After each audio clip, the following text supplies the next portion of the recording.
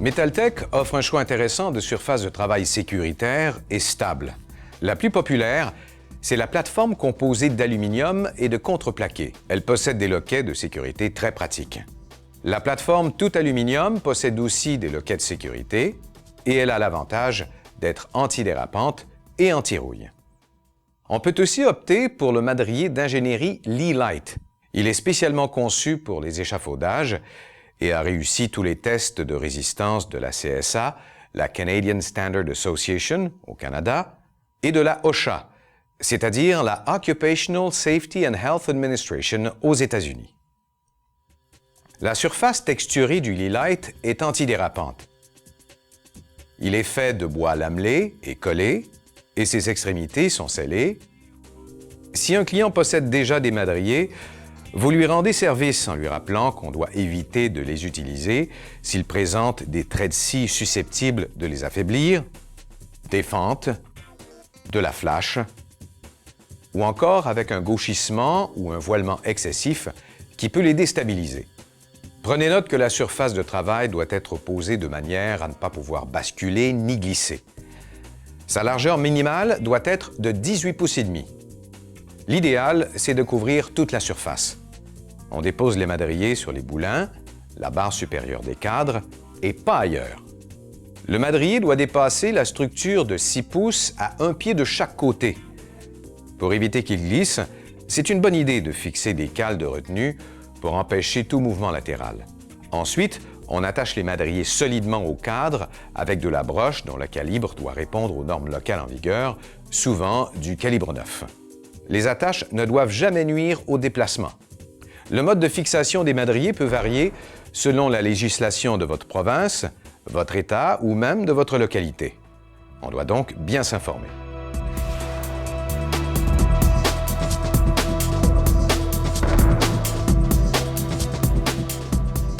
Pour l'installation d'étages additionnels, la procédure est simple.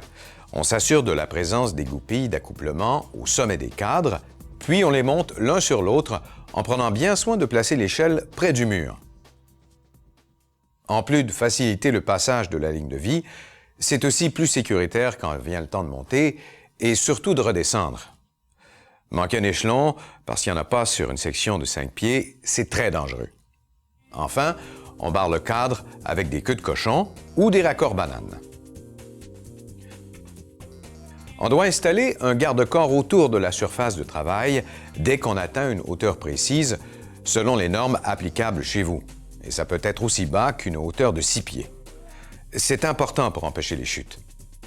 Le poteau s'insère sur la goupille. On l'attache fermement au cadre grâce à son support intégré. Puis, on insère les garde-corps sur les poteaux, toujours vers l'intérieur. Le garde-corps n'est pas obligatoire face au mur sur lequel on travaille si la distance avec la plateforme est moins de 14 pouces.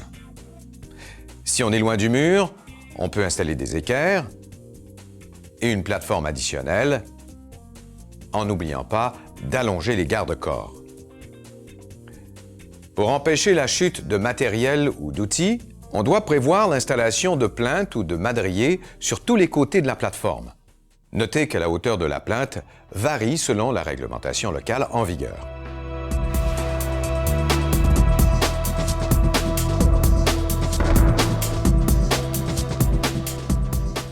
Vous connaissez la règle du 3 pour 1?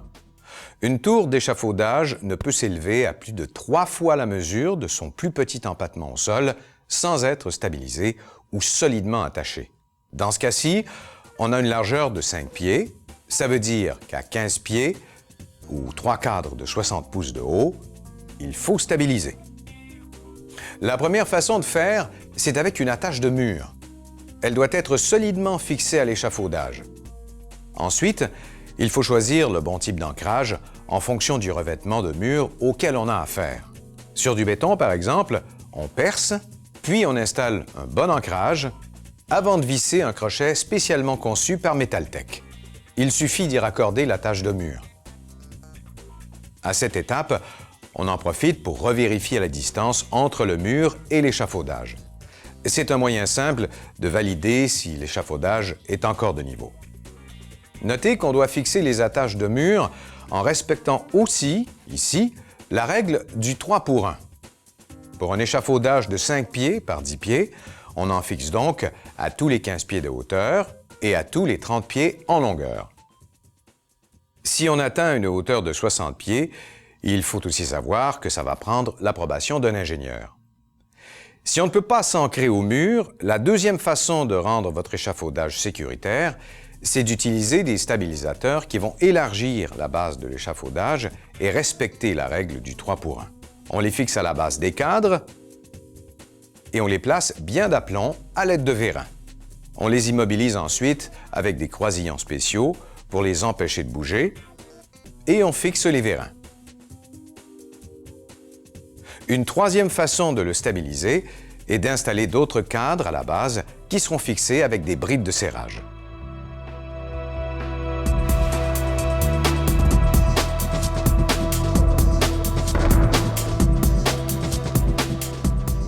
L'échafaudage dont nous venons de parler peut être monté sur des roues de 8 pouces pour devenir un échafaudage mobile. Il obéit en gros aux mêmes règles d'installation que nous venons de voir, sauf qu'il doit reposer sur une surface parfaitement plane et lisse, comme un plancher de béton. L'important, c'est d'ajouter une barre diagonale à la base pour garder la structure bien à l'équerre. Avant de monter dans l'échafaudage, il faut enclencher le mécanisme de blocage des roues. Si on utilise des stabilisateurs, on peut également leur ajouter des roues.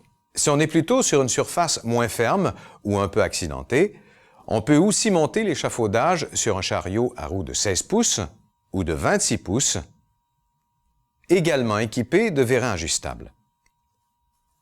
Pour les déplacements, on doit s'assurer qu'il n'y a rien dans les airs, comme des lignes électriques, et rien ni personne sur la plateforme, de même que rien au sol. Un échafaudage qui se renverse, ça s'est déjà vu et c'est très dangereux. Voilà, vous êtes maintenant en mesure d'aider vos clients à utiliser les échafaudages Metaltech en toute sécurité. Merci de votre écoute.